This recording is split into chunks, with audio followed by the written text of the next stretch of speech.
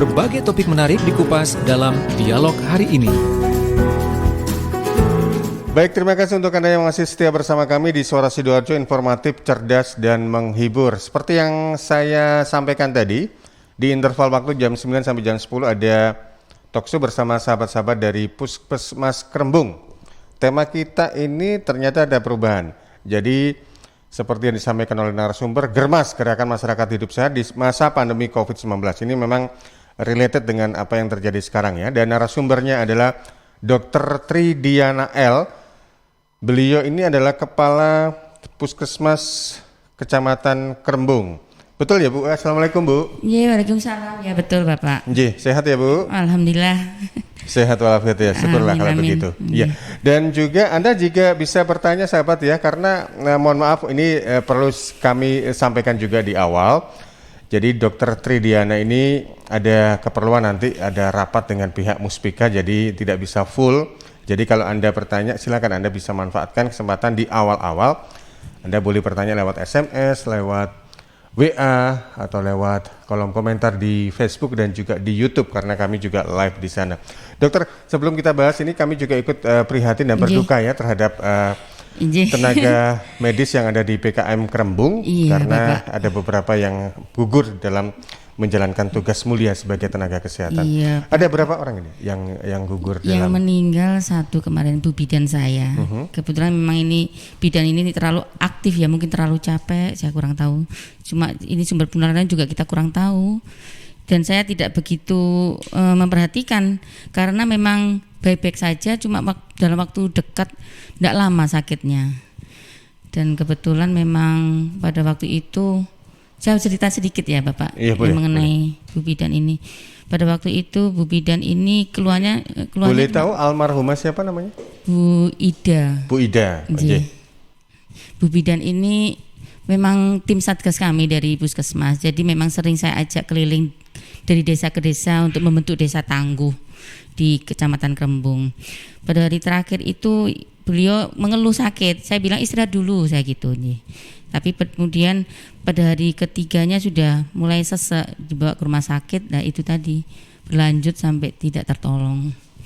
Berarti cepat begitu cepat ya? Cepat sekali. Pada waktu kita setiap 2 minggu sekali kita rutin screening rapid test untuk staf saya. Jadi kalau yang rapidnya reaktif sudah saya rumahkan untuk pemeriksaan swab. Untuk Bu Ida ini tidak pernah rapidnya positif. Non reaktif non reaktif terus. Jadi memang mungkin karena beliau ada komorbidnya ya. Jadi ini yang perlu kita sampaikan ke masyarakat. Komorbid karena penyakit penyerta. Ada penyakit diabetes. Jadi pada waktu itu memang diabetesnya agak tinggi gitu loh. Jadi mungkin untuk masyarakat yang punya penyakit kencing manis, hipertensi, kemudian penyakit-penyakit paru obstruktif menaun seperti asma ataupun TBC itu waspada untuk virus ini. Sesudah adanya kejadian tersebut dalam arti kata gugurnya Ibu Bidan Ida begitu ya. Apa yang dilakukan akhirnya di Puskesmas Krembung itu? Ya jelas hari pertama jadi malam itu meninggalnya 12 lebih 1 menit lah ya. 12 lebih itu meninggal, kemudian besoknya kita break dulu, kita tidak pelayanan Bapak. Jadi kita Puskesmas saya disinfektan full, kita tidak pelayanan, kita kerja bakti per ruangan, dan kita yang kemarin kan yang sudah rapid reaktif sudah kita isolasi untuk mengajukan swab. Untuk yang lain karena memang masih sehat ya, kerja bakti di ruangannya masing-masing untuk sterilitas ruangan. Kita tetap pelayanan Pak sampai sekarang. Cuma kita memang karena ini saya anggap 2 minggu ini masa kritis, jadi saya liburkan untuk yang punya komorbid, punya diabetes, hipertensi, yang hamil saya liburkan dulu supaya aman. Itu yang tenaga medisnya. Tenaga medis di tempat saya, tenaga kesehatan. Tenaga kesehatan, oke. Jadi untuk masyarakat sih nggak ada masalah begitu ya, maksudnya. Insya Allah tetap terlayani. Begitu, meskipun tenaga kesehatannya berkurang karena memang ada kebijakan dari Kepala Puskesmas selama ini Ibu Dr. Tridiana, tapi pelayanan tetap jalan begitu. Ini karena ini kenapa saya tanyakan, karena memang related dengan tema kita yaitu Gerakan Masyarakat Hidup Sehat di masa pandemi COVID-19 ini. Kalau kita bicara di skup wilayah Kecamatan Krembung, Krembung itu sudah masuk zona merah. Hampir semua wilayah kecamatan di Sidoarjo itu masuk di zona merah. Betul. Sebenarnya kalau di Krembung itu sendiri terakhir zona merahnya. Betul ya. Krembung, Jabon saya masih ingat, Porong itu kan daerah situ. Masih bisa relatif enggak terlalu cepat dibandingkan tapi yang meninggal Waru daerah dan Taman. situ. Yang meninggal daerah situ semua. Nah, itu jadi pertanyaan. Kalau sekarang untuk yang COVID-19 di Krembung bagamana, Bu Dokter?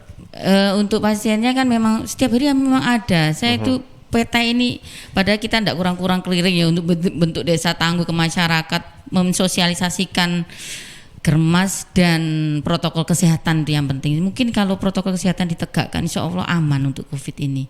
Meskipun ada OTG, kalau kita bisa jaga jarak, bermasker, cuci tangan pakai sabun, insya Allah aman. Cuma masyarakat itu belum paham. Yang kadang meremehkan. Banyak hoaxnya itu loh Bapak. Banyak hoax yang mengatakan konspirasi atau apa itu loh. Jadi saya itu kalau keliling desa tangguh itu yang dipercaya satu dari Kemenkes satu ya. Saya mesti gitu ke relawan-relawan. Jadi kadang-kadang relawan itu bertanya, ini betulkah? Ini betulkah? Wah, saya enggak ngopeni yang seperti itu saya gitu. Ini kalau ngomong soal relawan di Facebook juga ada relawan dari Krembung ini, Mbak Putri Bunga. Selamat pagi Sidoarjoku. Pagi ini kawasan Pasar Baru Tulangan cuaca cerah, lalin juga lumayan lancar. Salam juga untuk sahabat-sahabat di Puskesmas Krembung, ini lagi mobile mungkin Mbak Putri Bunga yang domisilinya kita tahu ada di kawasan Krembung.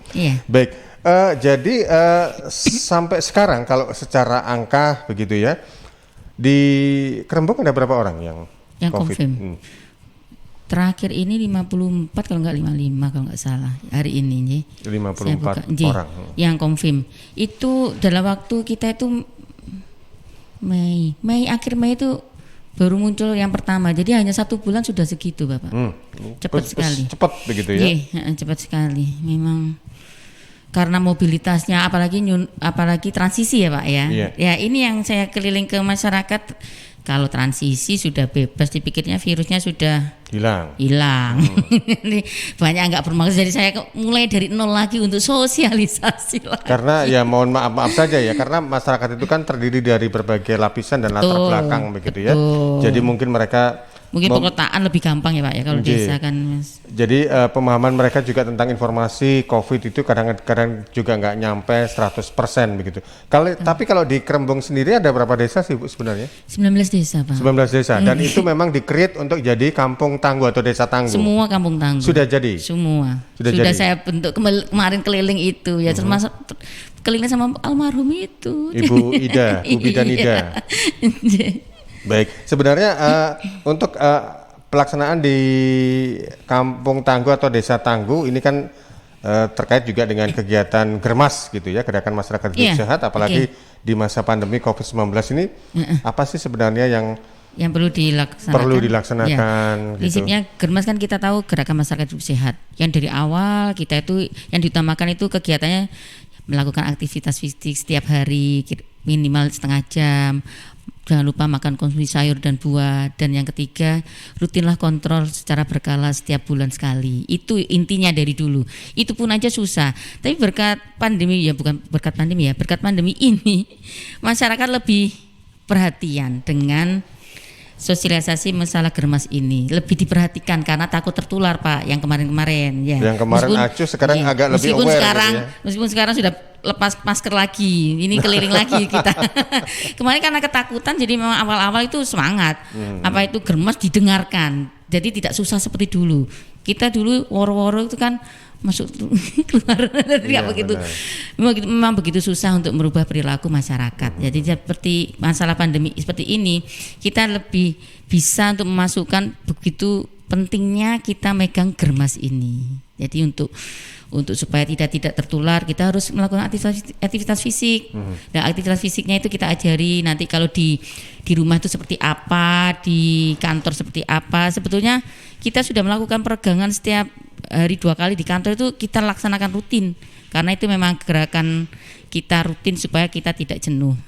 Kemudian seperti konsumsi sayur dan buah itu kan masyarakat ya tidak begitu mempedulikan sayur buah seperti apa. Dan sekarang ditoto lagi dari saya kalau keliling ke Desa Tangguh, sayur buah apa yang murah tapi mengandung unsur yang dibutuhkan kita untuk meningkatkan imun, gitu aja. Kemudian kalau pemeriksaan kesehatan secara berkala, karena memang ini masa pandemi Pak, di Kerembung itu kita juga mengurangi kontak dengan pasien, karena setiap pasien belum tentu dia sehat jadi nggak sehat nanti kalau ketemu di puskesmas. Jadi kita juga di Puskesmas Kerembung itu ada layanan dokter online. Layanan dokter online di Puskesmas Kerembung. Luar biasa ini, up to date berarti puskesmas ini. Jadi kita memanfaatkan IT. Jadi kita ada kita kan punya dokter 5. Dokter umum 5 termasuk saya sama dokter gigi 1. Gitu ya. Jadi dokter umum 5 ini ngopeni 19 desa, ada yang megang 4, ada yang megang 3. Jadi setiap ininya ada split dan job desk-nya masing-masing. Ada. Jadi kita promosikan di relawan kan punya link ke masyarakat. Kalau ada ini dokter ini ngopeni desa ini loh. Jadi kita bisa, kalau nanti Bapak saya kasih coba nanti juga ada gambaran ininya dokter online-nya. Baik. Kemudian itu dokter online berarti sifatnya online gitu ya? Dokter online per WA Bapak. Jadi per WA. Jadi nanti per WA, nanti kalau biar terdata Pak, soalnya kita juga mendata setiap kunjungan online juga kita masukkan sebagai data kunjungan, karena kita juga menulis di rekam medis, ada datanya dari pasien, mutu, KTP-nya dan kartu BPJS-nya misalnya, dan kita ini pasien ini kita buka rekam medis, keluhannya apa, kalau sakitnya berlanjut 2 minggu ya kita suruh ke puskesmas, jadi obat ini dulu, kan ada datanya semua di rekam medis.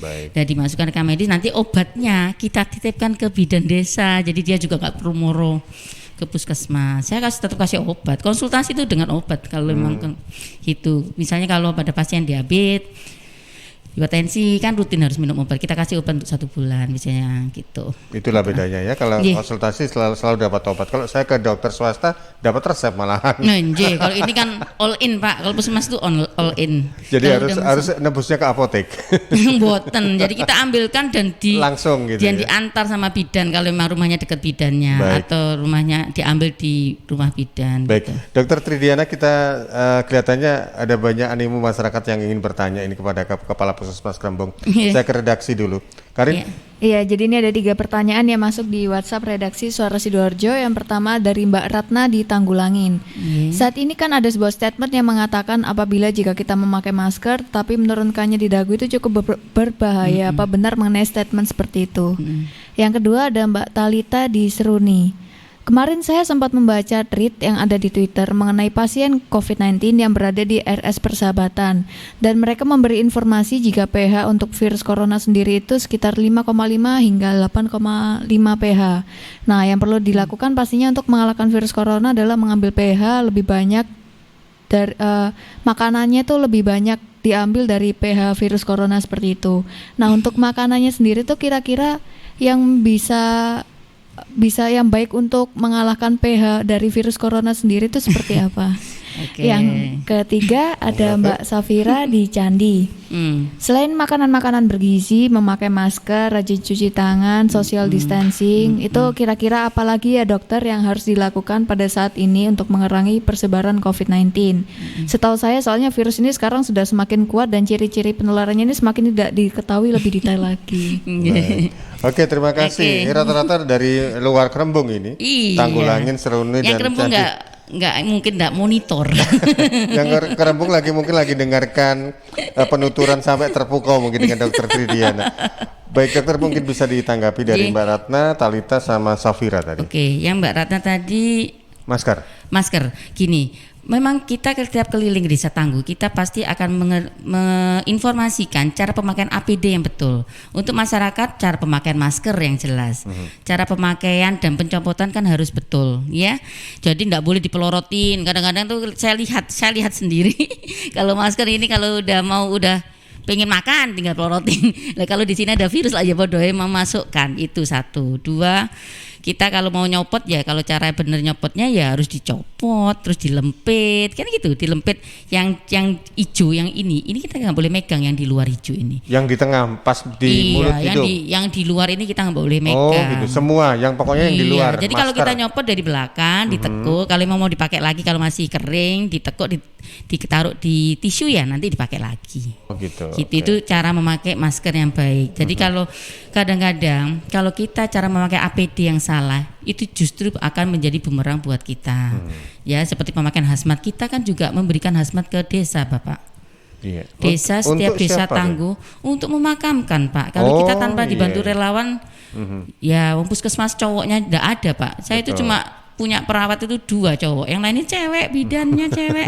Nah kalau nyangkul jenazah ya susah juga nganu menguburkan. Jadi kita tetap butuh relawan desa untuk membantu kami. Lah kita juga mengajarkan ke desa tangguh cara pemakaian APD selain masker, memakai hazmat dan mencopotnya, itu yang penting. Di Krembung juga kematiannya kan tadi malam aja sudah ada lagi.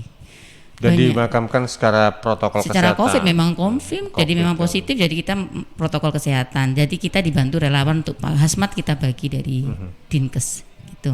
Yang melakukan relawan dan juga staf dari Puskesmas Krembung Ya, yang ya. ikut memakamkan istilahnya. Betul. Biasanya kalau relawan udah jalan, yang dimasukkan desa tangguh itu kan desa yang mandiri. Iya. Kita kan sudah meminterkan. Jadi kalau belum pinter kita masuk, kalau udah pinter kita cul, Pak. Tapi tetap dimonitor. Dalam pantauan. Jadi Begitu, ada ya. setiap di Kecamatan Krembung itu setiap desa kita punya PJ desa, ada dokternya yang tadi sebagai dokter online, ada perawatnya, ada bidannya, ada adminnya. Jadi itu yang berkolaborasi kalau ada masalah di desa tersebut. Gitu. Iya, jadi misalnya kalau ada OTG atau PDP atau apapun Ya gitu itu ya, DPC-nya yang jalan. confirm, nanti. jadi mereka sudah tahu SOP-nya. SOP-nya ya setiap pekerjaan kan memang harus di SOP, Pak. Karena memang kebetulan kan memang puskesmas semua terus sudah terakreditasi, ada dasar untuk itu. Baik. Pertanyaan Yang kedua kedua dari Mbak tadi- Talita Seruni mengenai PH. PH. Masyarakat belum tahu PH itu sebenarnya apa sih? Makanya kalau gini, setiap sayur dan buah itu pH-nya pasti basah. Oke. Jadi sesuatu yang ini yang saya tahu di gizi ya. Saya tidak begitu mendalami seperti ahli gizi. Jadi setiap buah itu lebih basah daripada seperti makanan-makanan pengawet. Itu asam, Pak. Lah, asam itu kan jelek, menurunkan imun. Jadi kita sebaiknya makanlah sayur dan buah itu pasti basah. Jus-jus dibanyain, sayur buah, semua buah lebih basah daripada makanan pengawet dan lain sebagainya seperti mie ataupun ya pengawet perasa berwarna berbau, ya itu Iya. asam, Pak. Ya. Jadi kalau ada jeruk itu kecut asam toh? Bukan, itu basah. Dan yang baik kalau kita makan sayur dan buah, kalau kita bikin jus, minumlah selagi perut kosong. Itu lebih baik. Jadi sebelum makan minum jus dulu, pagi itu minum jus dulu. Iya. Itu yang lebih baik untuk meningkatkan imun. Teh juga ada, teh hijau good, bagus untuk meningkatkan imun kita gitu. Sekilas tintas seperti itu ya. Kemudian yang ketiga tadi Dari Mbak Safira di Candi. Saya juga lupa tadi. Mbak Safira tadi tanya apa ini, Kak? Belum sempat kecatat tadi. iya. Jadi selain makan makanan bergizi dan social distancing, mencuci Oh, iya. tangan seperti itu, kira-kira apalagi yang harus dilakukan masyarakat pada Untuk saat memutus- seperti Oh ini? iya, kan? apalagi Iya, untuk di- memutus rantai penularan itu tadi ya. Infonya ada mutasi COVID-19. Kalau Bu Dokter dengar memang benar. Airborne dah. Apa ada Mutasi dari virus COVID. Oh iya, gini.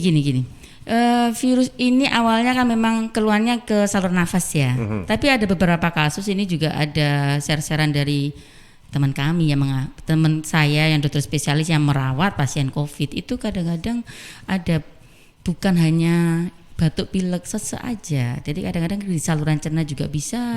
Jadi malah ada penelitian ada ditemukan di saraf gitu juga di otak sampai ke situ. Jadi keluhannya kadang-kadang tidak spesifik lagi seperti batuk pilek. Kadang-kadang dengan mual aja. Bisa. Panas mual bisa, Ketika Pak. dilakukan rapid dan swab. Baru hasil- ketahuan kalau swab rapid belum tentu juga kan. Jadi kita waspada aja protokol kesehatannya apa. Ini sunnah, Pak, kalau pakai ini ya. Yang penting masker. Masker sebaiknya masker bedah, Pak, sebaiknya. Kalau mau masker kain, kita kan dasar WHO harus 3 lapis masker kainnya. Jadi kalau hanya 2 lapis tidak melindungi. Tetap harus ditambahi tisu basah atau apa. Ya memang idealnya memang harus masker bedah, tapi masker bedah kan memang wajib untuk tenaga kesehatan. Tenaga Kalau kesehatan. masyarakat kan kain. Kalau kain jaraknya segini ya aman-aman aja ya. Dan jarak yang ideal kan 1,5 meter, lebih dari 1 meter. 1,5 meter malah, Nggih, bukan 1 iya. meter. Dan lagi sekarang kan ada informasi bisa menular lewat udara, Pak. Mungkin sebaiknya untuk orang-orang ber-AC itu sering dibuka ya, Pak ya. Biar sirkulasi ini kan tamunya banyak. Kita enggak tahu apakah direpit apa enggak di sini kan kita enggak tahu kondisi kesehatannya. Jadi mending dibuka. Ada fase-fase AC dimatikan, dibuka supaya ada sirkulasi. Betul. Itu aja untuk mencegah penularan lewat itu. Karena virus ini kalau di bawah 5 mikron itu bisa langsung masuk. Itu yang bahayanya lewat penularan lewat udara itu. Dan biasanya itu kalau aerosol istilahnya. Biasanya itu kalau di rumah sakit dengan tindakan-tindakan, makanya sekarang banyak tenaga kesehatan yang kena ya. Karena mungkin karena airborne itu. Dia enggak megang tapi airborne. Ada tindakan-tindakan yang membuat virus itu menjadi kecil langsung masuk gitu.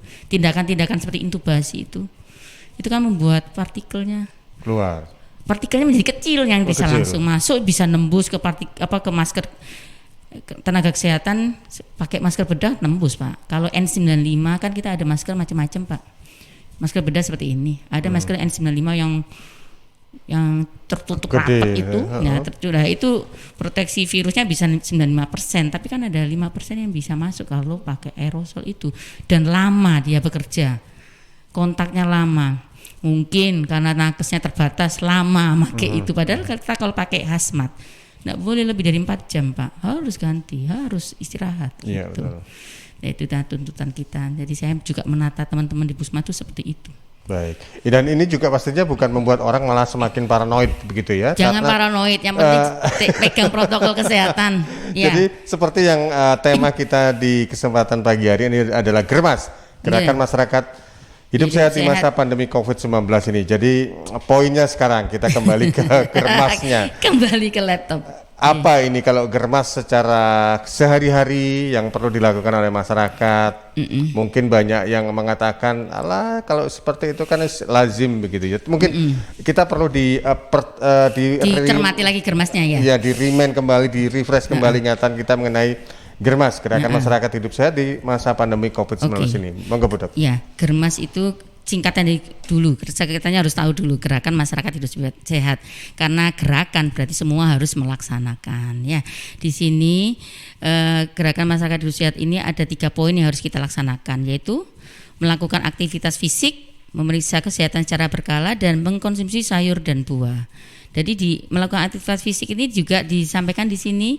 Kalau di sekolah harus seperti apa? Ini sekolah pasti masih libur ya. Jadi yang penting di rumah aktivitas fisik seperti apa yang kita bisa bergerak rutin. Sebetulnya kalau ibu-ibu sih udah gerak rutin ya setiap pagi.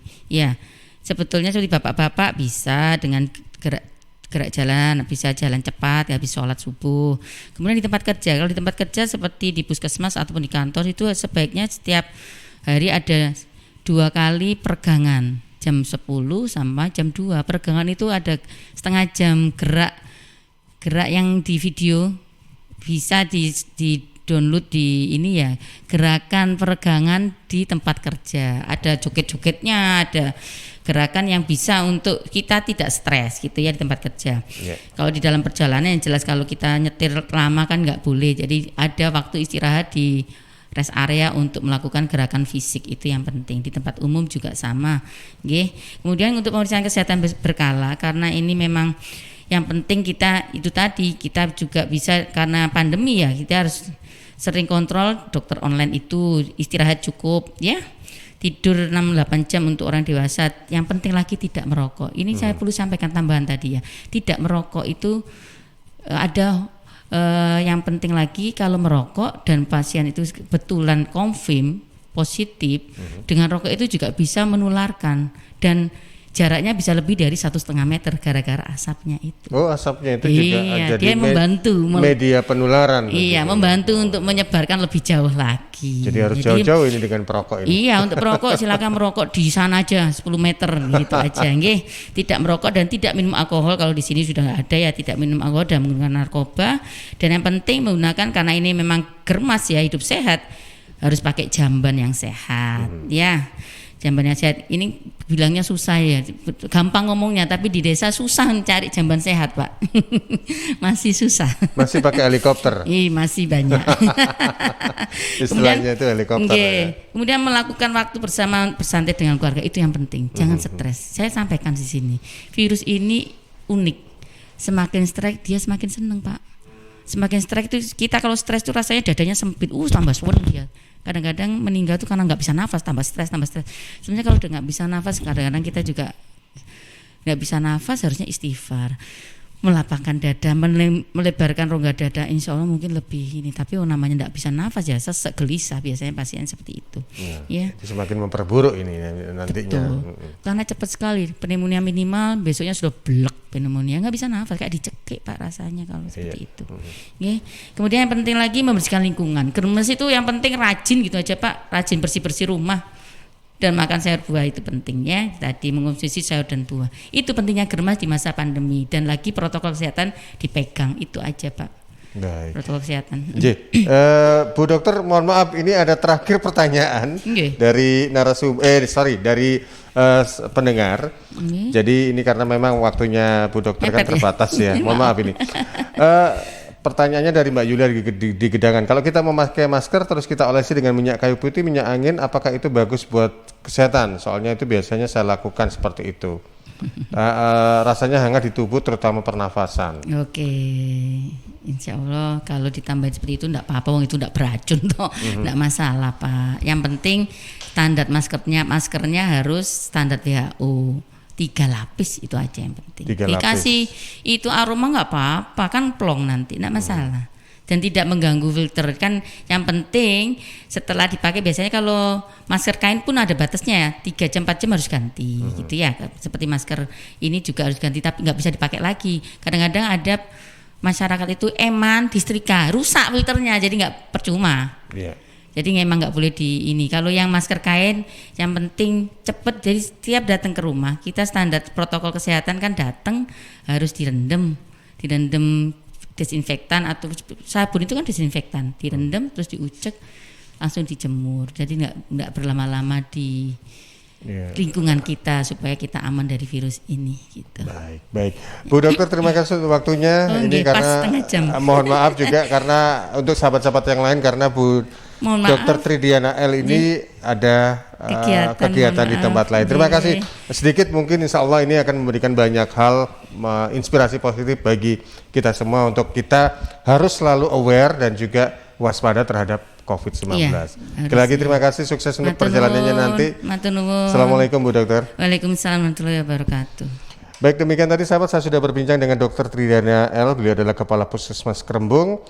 Dengan tema kita adalah Germas, Gerakan Masyarakat Hidup Sehat di Masa Pandemi COVID-19.